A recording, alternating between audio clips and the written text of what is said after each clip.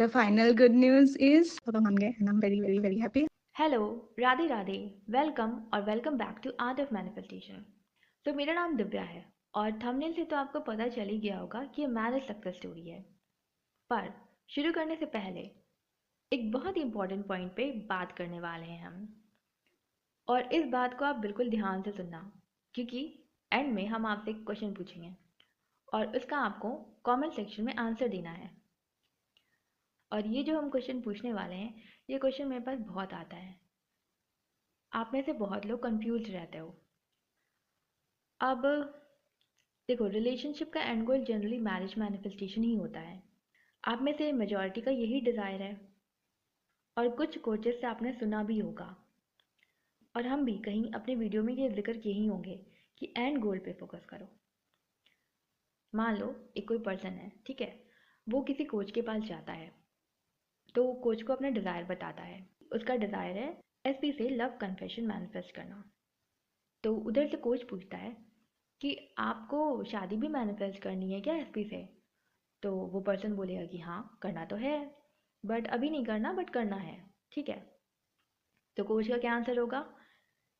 तो आप ना डायरेक्ट शादी मैनिफेस्ट करो। ठीक है, आप बीच बीच का छोड़ो और आप डायरेक्ट शादी मैनिफेस्ट करो। फिर उसको एक यूनिवर्सल अफर्मेशन मिल जाएगा, I am happily married to my SP. ठीक है, और वो रिपीट बेसिस पे दिन रात वही करता जा रहा है। बट उसके माइंड में क्या घूम रहा है? सिर्फ कन्फेशन। अब कुछ दिन तो ये शादी का अफर्मेशन किया, है ना, बट फिर ये वो ड्रॉप कर दिया। का नर्वस सिस्टम चला गया सर्वाइवल मोड में। अब ये बिना रीज़न के खुद ही में गिल्टी फील करने लगा। तो अब तो ये बड़ा परेशान हो गया। तो जितने लोग मेरे को सुन रहे हैं, ठीक है, अभी आपके पास जाता है और आपसे पूछता है कि भाई बताओ, हम लव कन्फेशन मैनिफेस्ट करें या मैरिज मैनिफेस्ट करें? तो आप मेरे को कमेंट में बताओगे कि आप इसको क्या सजेस्ट करोगे। ठीक है, और जो भी आप एक सेलेक्ट करोगे उसका वाई भी आप बताओगे साथ में। और इस टॉपिक पे हम नेक्स्ट वीडियो में बात करेंगे। ठीक है, तो अब सुनते हैं हम लोग आज का success story. Hello Divya ma'am, बहुत सारी सक्सेस स्टोरीज हैं, एकदम कंप्लीट। मतलब आज तो मैं सब सुनाऊंगी start from the very starting. तो मैंने तो आपसे सेशन लिया था जुलाई 15 को, मेरा लव मैरिज के लिए, क्योंकि फ्रॉम मेरी फैमिली की साइड से नहीं मान रहे थे, और जिसकी वजह से मेरे घर वालों से मेरा बातचीत ऑलमोस्ट जनवरी से बंद था। एंड मैंने जब आपसे सेशन लिया था उसके बाद मैं घर गई थी अगस्त में। तो जब मैं घर गई ना, आई वॉज सो हैप्पी। मैंने उसी दिन आपको फिर मैसेज करके ये चीज़ बोली थी कि घर जाके ऐसा लगा ही नहीं कि मैंने पिछले 6 मंथ से उन लोगों से बात नहीं की थी। इट वॉज एकदम पहले जैसा था ना, बिल्कुल वैसा एनवायरनमेंट था। मेरे को वो फील ही नहीं हुआ कि मैंने इतने दिनों तक अपने पेरेंट्स से बात नहीं की थी। उस दिन मैं इतनी खुश थी, फिर मैंने आपको कॉल किया। लाइक वो तो बहुत शॉर्ट टाइम में हो गया था मेरा मैनिफेस्टेशन, एंड अभी भी मेरा पेरेंट्स के साथ my relationship is very very nice. तो वही फिर मेरा पार्टनर के साथ भी अभी मेरा बहुत अच्छा चल रहा है। फिर बीच में ऐसा हुआ था कि मम्मी का मेरा थोड़ा सा शॉर्ट टेम्पर, एंड उनको ज़्यादा थोड़ा एंगर इश्यूज़ ये सब है, जिसके लिए मैंने आपको बोला था। तो उसके लिए भी ऐसा हुआ, आपने जो जो मेरे को बोला, जैसे बोला मैं वो सब कर रही थी, लेकिन वो शिफ्टिंग वगैरह के चक्कर में मेरा बीच में थोड़ा सा ऐसा हुआ था, कुछ दिनों का ऐसे गैप पड़ गया था। पर फिर भी मैं वो कर रही थी, एंड अभी तो बहुत ज़्यादा फ़र्क दिखता है। मतलब अभी उनका गुस्सा भी बहुत पहले से कम हुआ। अभी वो इतना ट्राई नहीं करती है कि सब कंट्रोल करे, ऐसा नहीं है। मतलब तो कंट्रोलिंग जो उनका नेचर था वो बहुत डिक्रीज़ हुआ। पहले ऐसा था कि अगर उन्होंने बोला ये नहीं करना है, मतलब हम लोग नहीं कर सकते थे, चाहे मतलब कुछ भी हो जाए। शी कैन गो टू मतलब एनी एक्सटेंट कि हम लोग वो नहीं करें, उस लेवल की शी वाज कंट्रोलिंग। हमारे लिए ये तक मुश्किल हो जाता था कि नहीं, आज मेरा अगर ये कुर्ता पहनने का मन है एंड अगर उन्होंने बोला कि ये नहीं पहनना है, दैट मीन्स मैं नहीं पहन सकती। वो अदरवाइज़ वो मुंह फुला के बैठ जाएगी, या फिर मतलब घर पे ओवरऑल सबका मूड ख़राब हो जाता था उसी चक्कर में। तो हम लोगों का ऐसा था कि मम्मी ने जो बोल दिया हम लोग वही करो, क्योंकि खामखा एक जन का मूड ख़राब हो जाता है तो सबका ही मूड ख़राब हो जाता है। तो वो सब वैसे था। फिर मैंने पेरेंट्स को बहुत टाइम से बोला था कि घर का रिनोवेशन कराना है, घर का रिनोवेशन कराना है। पर वही और टिपिकल पेरेंट्स, तो उनको समझ में नहीं आता कि क्या ही रिनोवेशन कराना है, इतना दिन से तो ऐसे ही चल रहा है। पर दिस टाइम ऐसा हुआ कि मैंने बहुत टाइम पहले, जब मुझे पता भी नहीं था मैनिफेस्टेशन होता क्या है and ये सब की वजह मुझे नहीं पता था, तो मैंने अपना एक लिस्ट बनाया था कि मुझे क्या क्या चाहिए, मतलब अपने घर पे चेंजेस। मैंने उस हिसाब से एक लिस्ट बनाया था और एक ओवरऑल मेरे दिमाग में एक इमेज था कि ऐसा चाहिए। एंड इस बार जब मैं घर पे थी तब ऐसा ही हुआ, मतलब पापा ने भी बोला चलो इस बार करा लेते हैं रिनोवेशन, तुम भी आई हो घर पे। तो एग्जैक्टली मैंने जैसे सोचा था बिल्कुल सब वैसे ही हुआ। जब हो गया ना फाइनली, तब मुझे वो याद आया, हाँ एक बार वैसे मैंने लिस्ट बनाया था एंड सेम वही चीज़ मेरे दिमाग में थी। मतलब वो जो परफेक्ट इमेज मेरे दिमाग में था ना कि ऐसे रिनोवेशन चाहिए घर का, बिल्कुल वैसे ही हुआ है। मतलब और मेरा पोस्टिंग के लिए फिर भी मैंने किया था कि पोस्टिंग मुझे अच्छी जगह पे चाहिए। फर्स्ट मेरा बहुत टाइम पहले ऐसे था कि मुझे टी गार्डन में पोस्टिंग चाहिए। तो बिफोर माय पोस्टिंग मैंने एक जगह प्रॉपर चूज़ किया था कि मुझे ये जगह पे चाहिए, लेकिन वो मेरा प्रेफरेंस नहीं था। बिकॉज़ मेरा पार्टनर का इन्फ्लुएंस की वजह से आई वाज़ लाइक हाँ मुझे ये जगह चाहिए। उसके लिए मैंने कुछ दिन मैनिफेस्टेशन किया, पर मेरा दिल नहीं माना because I was doing my self concept also, उस टाइम पे मैं कर रही थी। तो may be because of that मुझे मेरा उसका जो इन्फ्लुएंस आया मेरे, मतलब वो नहीं आया मेरे ऊपर। तो मैंने क्या किया, I didn't tell you about that, but वो मैंने ना कुछ दिन करके फिर मेरा मन नहीं माना तो मैंने छोड़ दिया। एंड फिर मैंने यही बोला कि मेरे को टी गार्डन में चाहिए। तो वो सब चीज़ एंड अभी जो मुझे जगह मिला है, मैं क्या बोलूँ। मैंने आपको फ़ोटो भेजी थी, the place is so beautiful and यहाँ के लोग भी दे आर वेरी नाइस। बहुत ज़्यादा हेक्टिक ड्यूटी नहीं है, इट्स नाइस। एंड अटैचमेंट में मुझे यहाँ पे लगा दिया है दूसरे हॉस्पिटल में, but it nice because like मुझे यहाँ का लैंग्वेज भी नहीं आता है सच बोलूँ तो, पर the other hospital staffs they are so nice ना, कि अगर मुझे पेशेंट कुछ कंप्लेन कर रहे हैं, मुझे समझ नहीं आता है सब कुछ, तो वो लोग क्या बोल रहे हैं 100% तो नहीं, यहाँ का जो लोकल लैंग्वेज है वो मुझे सिर्फ 60 to 70% आई कैन गेस कि वो लोग क्या बोल रहे हैं। पर जो हॉस्पिटल के स्टाफ है वो लोग इतने अच्छे हैं, इतने अच्छे हैं। जब भी मुझे कुछ समझ में नहीं आता मैं उनको पूछती हूँ कि क्या बोला इन्होंने, प्लीज़ मेरे को समझा दीजिए, तो वो लोग मेरे को समझाते हैं। और मैं जो पेशेंट को बोलती हूँ यहाँ पे ना, पेशेंट लोगों को एसएमएस भी नहीं आता, हिंदी भी नहीं आता, बस सिर्फ बंगाली आता है, तो मुझे नहीं आता इतना। तो मतलब मुझे समझ में आ जाता है, मैं गेस कर सकती हूँ क्या बोला है, पर मुझे अच्छे से बोलना नहीं आता। 2-3 लाइन वैसे मैं बोल सकती हूँ, अदरवाइज़ नहीं। तो वो हॉस्पिटल स्टाफ भी बहुत ट्राई करते हैं कि मैंने हिंदी में जो बोला या फिर एसएमएस में जो बोला वो लोग उनको ट्रांसलेट कर देते हैं पेशेंट पार्टी को। तो बहुत बहुत ही I am very happy to be posted here. And अभी भी सब लोग बोलते हैं तुम इतना दूर तुमने ले लिया पोस्टिंग, बट मुझे पता है मुझे इतना अच्छा जगह मिला, आई एम सो हैप्पी यहाँ पे। और सारे लोग बहुत अच्छे हैं, बहुत हेल्पफुल है। स्टार्टिंग ऐसे हुई ना, मेरी एक आंटी और मेरा जो बॉयफ्रेंड है वो लोग सेम ही ऑफिस में काम करते थे, से मैं मिली भी वैसे उनकी शादी में। तो वो मेरी डिस्टेंट रिलेटिव है और वो मेरी चाची लगती है अभी, मतलब रिलेशन में आफ्टर मैरिज। तो उनकी शादी में ही हम दोनों मिले फर्स्ट टाइम एंड उधर से सब कुछ स्टार्ट हुआ। ऐसे कुछ एक्सपेक्टेड नहीं था, बट लाइक हो गया। और धीरे धीरे वो फर्स्ट मेरे और उसके बारे में जब घर पे पता चला, तब ना मेरे मम्मी लोगों ने वो चाची को पूछा था कि बारे में बताओ, तो उन्होंने ना बहुत खराब से उसके बारे में बोला, जो बिल्कुल भी सच नहीं है। इवन उसका अभी जो पोस्ट है वो भी कुछ बहुत ही खराब पोस्ट बोला। तो मेरे घर पे ऐसे सबके दिमाग में ऑलरेडी बैठ गया है कि वो अच्छा लड़का नहीं है। पर मतलब मेरे सामने कभी नहीं बोला, क्योंकि मैं तो चाची को मैं पहले से जानती थी ना उसके बारे में, तब मेरे सामने तो अच्छा अच्छा ही बोला सब कुछ। मतलब उसके बारे में मुझे पहले से तो सब अच्छा ही सुनने को मिला, पर आई डोंट नो व्हाई उन्होंने मेरे घर पे उसके बारे में बहुत खराब चीज़ें बोली हैं, जिसकी वजह से मेरे पेरेंट्स का ऐसा था कि वो पसंद नहीं था और वो लोग मिलना भी नहीं चाहते थे। मेरे पेरेंट्स उसके बारे में सुनना भी नहीं चाहते थे, उससे बात करना भी नहीं चाहते थे। ये सब तो था ही, प्लस कास्ट प्रॉब्लम भी था कि मेरे पापा को ऐसा लगता था एज़ मैं असमीज़ नहीं हूँ एंड वो असमीज़ है, तो मे बी उनके घर में ऐसा हो सकता है कि मुझे मतलब अच्छा स्टेटस नहीं मिले या फिर वो लोग अच्छे से एक्सेप्ट नहीं करे, ये सब टेंशन उनका था। इसके लिए वो लोग सुनना नहीं चाह रहे थे मेरी बात। मैं जितनी बार भी बोलूँ वो लोग मेरी बात सुनना नहीं चाहते हैं। पापा हमेशा ये बोलते थे कि नहीं, आप ये सब बारे में नहीं बोलेंगे, मैं नहीं बात करनी, बाद में बात करेंगे। तो इसकी वजह से हम लोग के बीच में बहुत ज़्यादा डिस्टेंस आ गया था मेरे पेरेंट्स और मेरे बीच में, एंड उसकी वजह से ही धीरे-धीरे टेंशन बिल्ड अप हुआ, एंड फ्रॉम जनवरी 2025 से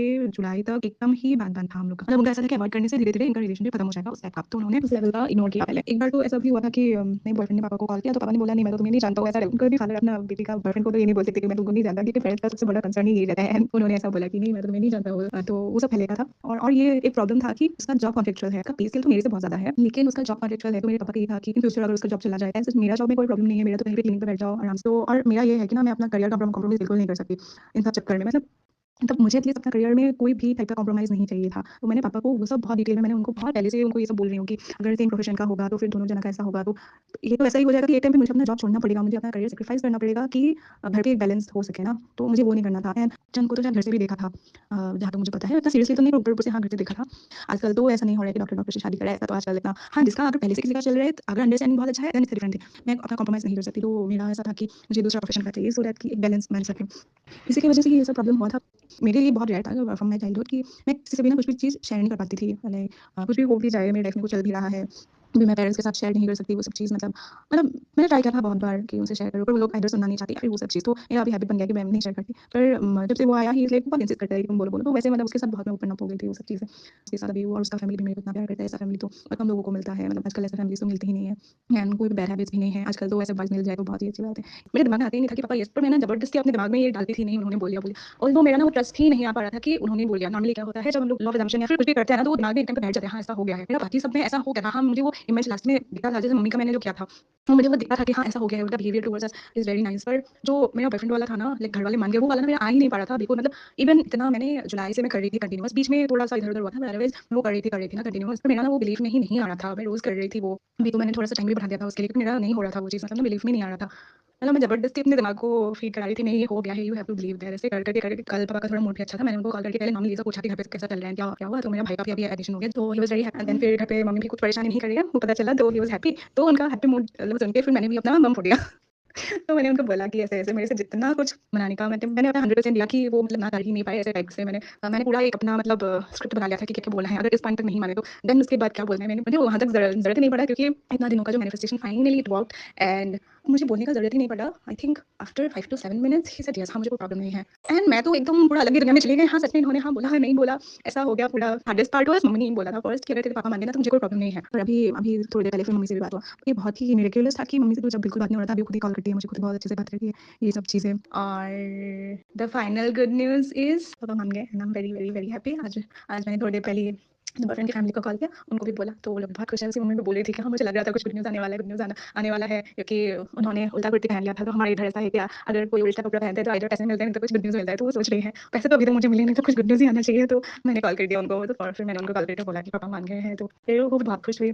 फिर बात किया हम लोगों ने थोड़ा देर, एंड इन सब में आई मस्ट टेल यू कि पूरा ना आपका ही पार्ट है, क्योंकि द फर्स्ट टाइम मैंने जब आपका वीडियो देखा यूट्यूब में, वो बहुत सडनली आया था आपका वीडियो मेरे यूट्यूब में। उसके बाद मैंने वो सब देखा, एंड मैंने फर्स्ट वीडियो से मेरा ऐसा था कि मैं इतना कनेक्टेड फील करती थी ना आपके वीडियोज़ के साथ। मैंने एक रत में ही पूरा आपका चैनल का सब वीडियोज़ देखा है। देन नेक्स्ट डे मैंने आपको टेक्स्ट किया था। आई मस्ट टेल यू, मतलब वो इतना अभी जो मुझे जैसे फील हो रहा है, वो इतना अच्छा फील हो रहा है कि फाइनली मैंने जो जुलाई से स्टार्ट किया था, अब अभी मुझे ऐसा लगता नहीं है कि इतना टाइम हो गया, पर वो जर्नी ना करते-करते ना फिर ना मज़ा आने लग गया था कि हो जाएगा, चलो अभी बिलीव नहीं आ रहा है, पर मैं तो अपना एफर्ट लगा रही हूँ ना, तो एफर्ट लगा रही हूँ, मतलब हो जाएगा कभी ना कभी। तो वो चीज़ था, पर अब ये जो फाइनली हो गया ना, इतना अच्छा लग रहा है, इतना अच्छा लग रहा है।